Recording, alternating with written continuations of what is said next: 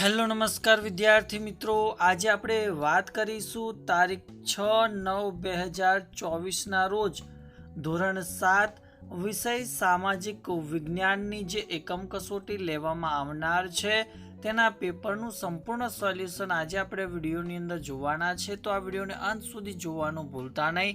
Channel ઉપર જો પ્રથમ વખત આવેલા હો તો ચેનલને સબસ્ક્રાઈબ કરી બાજુમાં આપેલ બેલને પણ પ્રેસ કરી દેજો। તો વાત કરીએ પ્રશ્ન નંબર 1 કે આપેલા પ્રશ્નોના જવાબ માટે યોગ્ય વિકલ્પ પસંદ કરીને આપણે જવાબ એનો લખવાનો છે।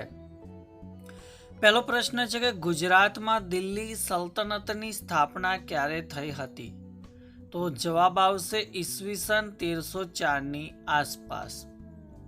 બીજો પ્રશ્ન છે કે ભારતના ઇતિહાસમાં અદ્વિતીય સ્થાન ધરાવતા પૃથ્વીરાજ ત્રીજાના પિતાનું નામ જણાવો। તો પૃથ્વીરાજ ત્રીજાના પિતાનું નામ છે સોમેશ્વર। ત્રીજો પ્રશ્ન કે અલાઉદ્દીન ખિલજીએ શાના માટે કડક કાયદા બનાવ્યા હતા? તો એનો જવાબ રહેશે ભાવ નિયંત્રણ માટે।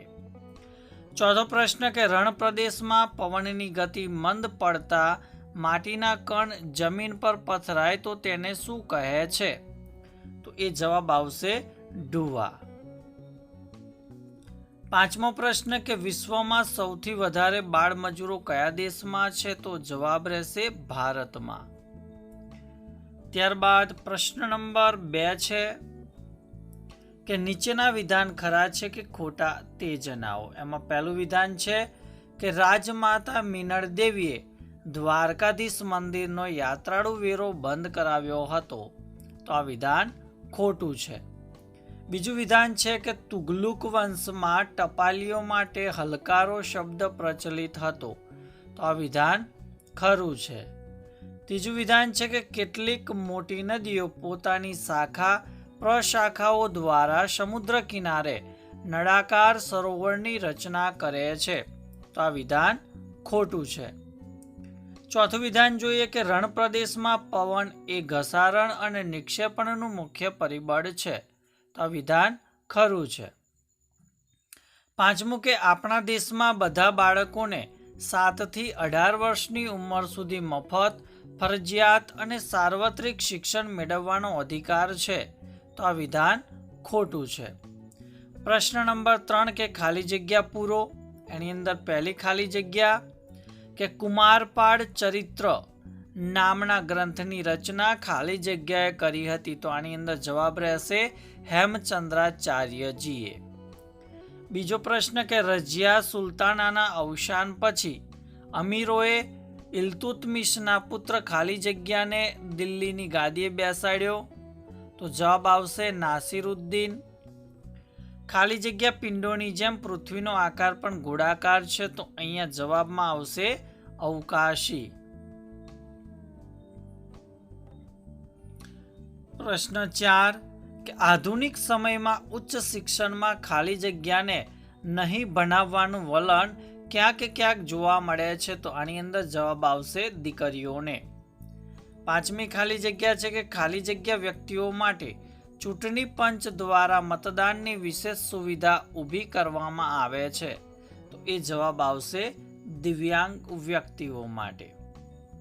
ત્યારબાદ પ્રશ્ન નંબર 4 છે કે નીચેના પ્રશ્નોના ઉત્તર 1-2 વાક્યમાં લખો। આપણે ગમે તે 6ના ઉત્તર આપવાના છે। એમાં પહેલો પ્રશ્ન છે કે કુમારપાળના સમયમાં અનહિલવાડ પાટણમાં કોનો કેવા પ્રકારનો સંગમ થયો? તો જવાબ જોઈએ કે કુમારપાળના શાસન દરમિયાન અનહિલવાડ પાટણમાં અહિંસા, લક્ષ્મી અને સરસ્વતીનો ત્રિવેણી સંગમ થયો હતો। બીજો પ્રશ્ન કે તુગલક સમયગાળા દરમિયાન દિલ્હીમાં શેનું નિર્માણ થયું? તો તુગલક સમયગાળા દરમિયાન દિલ્હીમાં કિલ્લાઓ, મસ્જિદો, તળાવો, મહેલો, સ્નાનાગારો, મકબરાઓ, પુલો, બગીચાઓ વગેરેનું નિર્માણ થયું હતું। ત્રીજો પ્રશ્ન કે ખનિજ એટલે શું? તો નિશ્ચિત ભૌતિક ગુણધર્મ અને નિશ્ચિત રાસાયણિક મિશ્રણ ધરાવતા અને કુદરતી રૂપે જોવા મળતા પદાર્થ એટલે ખનિજ। ચોથો પ્રશ્ન છે કે કેવા વ્યક્તિઓને વેતન આપવાની બાબતમાં અસમાનતા જોવા મળે છે? તો મહિલાઓ, બાળમજૂરો અને દિવ્યાંગ વ્યક્તિઓને વેતન આપવાની બાબતમાં અસમાનતા જોવા મળે છે. પાંચમો પ્રશ્ન કે રાણી ઉદયમતીએ કઈ વાવ બંધાવી હતી અને ક્યાં બંધાવી હતી? તો રાણી ઉદયમતીએ પાટણમાં વિશ્વ પ્રસિદ્ધ રાણીની વાવ બંધાવી હતી. ત્યારબાદ પ્રશ્ન 6, મુહમ્મદ બિન તુગલકના સમયમાં કયો આફ્રિકન મુસાફર ભારતની મુલાકાતે આવ્યો હતો? તો મુહમ્મદ બિન તુગલકના સમયમાં આફ્રિકન મુસાફર ઇબ્ન બતુતા ભારતની મુલાકાતે આવ્યો હતો. સાતમો પ્રશ્ન કે ઈંધણ તરીકે કયા કયા ખનિજોનો ઉપયોગ થાય છે? તો ઈંધણ તરીકે કોલસો, કુદરતી વાયુ, ખનિજ તેલ અને પેટ્રોલિયમ જેવી ખનિજોનો ઉપયોગ થાય છે. આઠમો પ્રશ્ન, કેટલી ઉંમરના બાળકને મજૂરીએ રાખવું એ કાનૂની ગુનો ગણાય છે? તો 14 વર્ષ કરતાં નાની ઉંમરના બાળકને મજૂરીએ રાખવું એ કાનૂની ગુનો ગણાય છે. નવમો પ્રશ્ન કે મતાધિકાર કોને મળે છે? તો 18 કે 18 વર્ષથી મોટી ઉંમરના ભારતના દરેક નાગરિકને મતાધિકાર મળે છે. ત્યારબાદ પ્રશ્ન નંબર 5 છે કે નીચેના પ્રશ્નના ઉત્તર લખવાના, ગમે તે બેનો આપણે જવાબ લખવાનો છે. પહેલો પ્રશ્ન છે કે કારણ આપો કે ભોજ પરમાર વંશનો સૌથી શ્રેષ્ઠ રાજા હતો. તો જવાબ જોઈએ કે ભોજ પરમાર વંશનો સૌથી શ્રેષ્ઠ રાજા હતો. તેની ખ્યાતિ ભારતના એક આદર્શ અને લોકપ્રિય રાજા તરીકે હતી. રાજા ભોજે ધારાનગરીમાં એક મહાશાળાની સ્થાપના કરી હતી. ફરતી ટેકરીઓની વચ્ચે તેને ભોજપુર એટલે કે ભોપાલ નામનું સુંદર નગર વસાવ્યું હતું. બીજો પ્રશ્ન છે કે રજિયા એક શક્તિશાળી મહિલા શાસક. આ વિષય પર તમારા વિચારો લખો. તો ઈસવીસન 1236માં રજિયા દિલ્હીની ગાદી પર આવી. દિલ્હીની ગાદી પર આવનાર તે પ્રથમ મહિલા શાસક હતી. રજિયા પૂરેપૂરી કાબિલ અને જવાબદાર હતી. તે પુરુષોનો પોશાક પહેરી રાજદરબારમાં બેસતી. રજિયાએ પોતાના અભિલેખો અને સિક્કાઓ પર લખાવ્યું હતું કે તે ઇલ્તુત્મિશની બેટી છે, પરંતુ એક સ્ત્રી હોવાથી શાસકના સ્વરૂપમાં સ્વીકારવામાં આવતી ન હતી. અમીર ઉમરાઓને એક સ્ત્રી નીચે કામ કરવામાં પોતાનું નીચાપણું લાગતું અને રાજખટપટોથી તેના શાસનનો અંત આવ્યો હતો.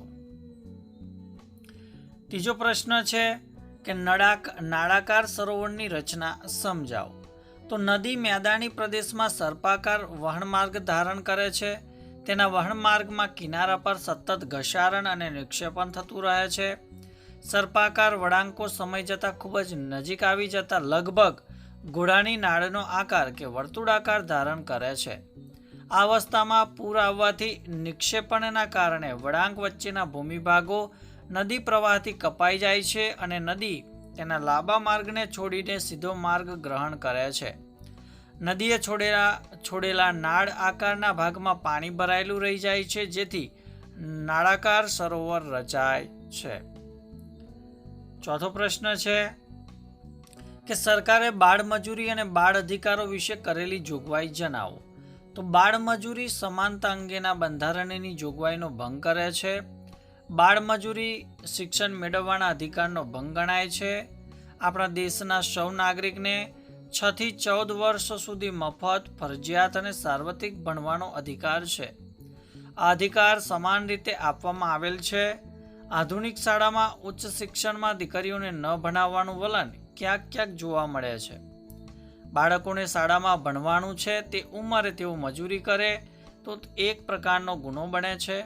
14 વર્ષ કરતાં નાની ઉંમરના બાળકોને મજૂરીએ રાખવું એ કાયદાનો ભંગ થયો કહેવાય. આ કાયદાના ભંગ માટે આર્થિક અને શારીરિક સજાની પણ જોગવાઈ કરવામાં આવેલી છે. પાંચમો પ્રશ્ન છે કે શા માટે મુહમ્મદ બિન તુગલકને તરંગી શાસક માનવામાં આવે છે? તો મુહમ્મદ બિન તુગલકને તરંગી શાસક એટલા માટે માનવામાં આવે છે કારણ કે તેઓએ પ્રજાના હિત માટે રાજધાનીને દિલ્હીથી દૌલતાબાદ લઈ જવાની અને પ્રતીક મુદ્રાની યોજના શરૂ કરી હતી. પરંતુ આ યોજનામાં વ્યવહારિકતાનો અભાવ હોવાથી તેના અમલીકરણ દરમિયાન નિષ્ફળતા મળી.